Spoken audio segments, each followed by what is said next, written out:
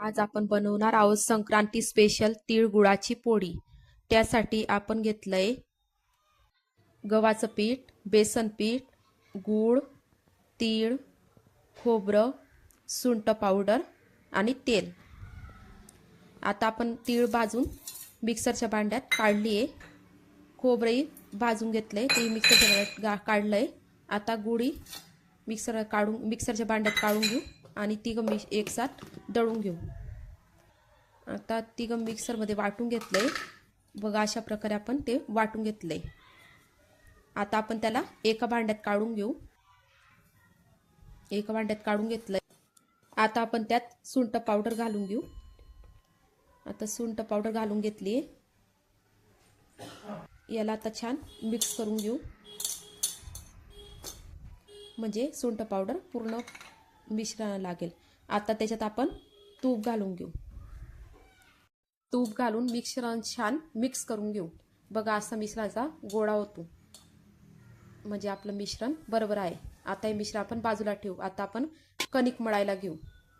आता आपण कणिक घेतली 2 वाटी.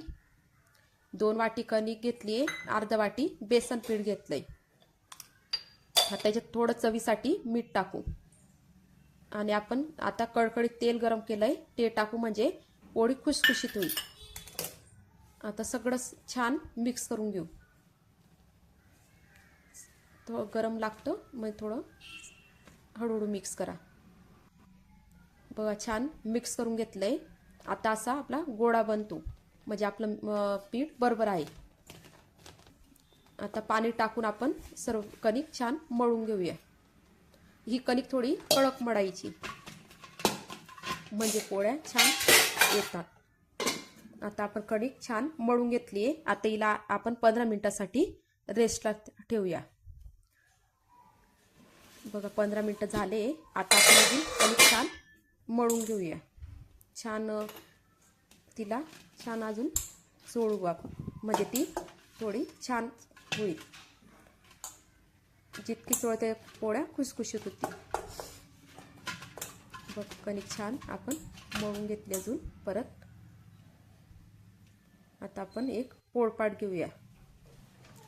पोळपाटावर मी एक तेलाची पिशवी ठेवली. आता छान छोटी पोळी लाटून घेऊ. त्याच्यात आपण हे आपलं तिळाचं खोबऱ्याचं मिश्रण भरून घेऊया.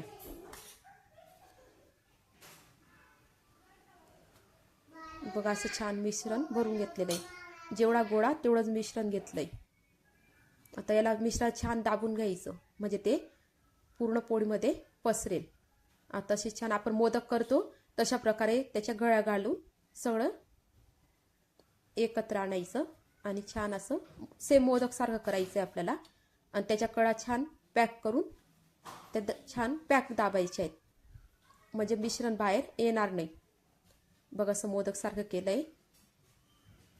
आता छान दाबून दिलंय. बघा आपला छान गोळा तयार झालाय. आता आपण हा लाटून घेऊ. आता हे लाटतो तर आपण गॅसवर तवा तापायला ठेवू. बघा छान आता पोळी लाटली चालली. ह्या कागदावर पोळी लाटल्यामुळे ती चिपकत नाही, इझिली लाटली जाते. कमी पीठ लावून कमी तेल लावून. बघा मी तेल लावलंच नाही पोळीला लाटताना, फक्त थोडं पीठ लावून घेतलंय. बघा छान उडदाच्या पापडसारी इतकी बारीक मस्त पोळी आपली कागदावर लाटली गेली. जितकी पोळी बारीक लाटली तितकी खुसखुशीत होती. बघा छान आता कागदावर पोळी निघाली. आता आपण तिला गरम तव्यावर टाकून घेणार आहे. तवा चांगला तापलाय.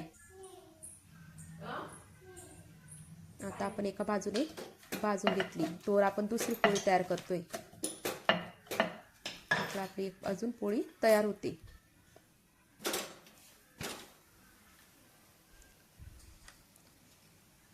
परत जसं आपण आधी मिश्रण भरलं सेम तसंच करायचं.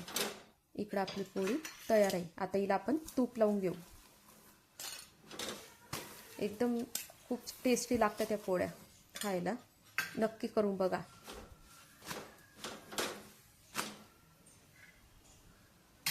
आपली पोळी छान खमंग भाजली गेली. ती आपण ताटात काढू. आता ही दुसरी पोळी टाकली आपण.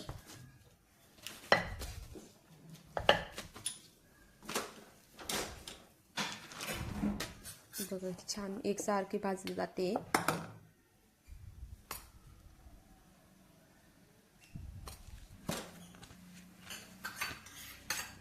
ही पण पोळी आपण छान भाजून घेऊ. तिलाही तूप लावून घेतलंय. बघा एक टम्म फुगली पोळी आपली. बघा छान फुगली पोळी. बघा पूर्ण मिश्रण, जास्त मिश्रण भरून पण पोळी छान फुगली. ही पण आपण ताटात काढून घेऊ. आता ही आपण तिसरी पोळी लाटतोय. ही आपली तिसरी पोळी पण तयार आहे. असं आपण सगळ्या पोळ्या तयार करून घेतल्या आहे तूप लावून.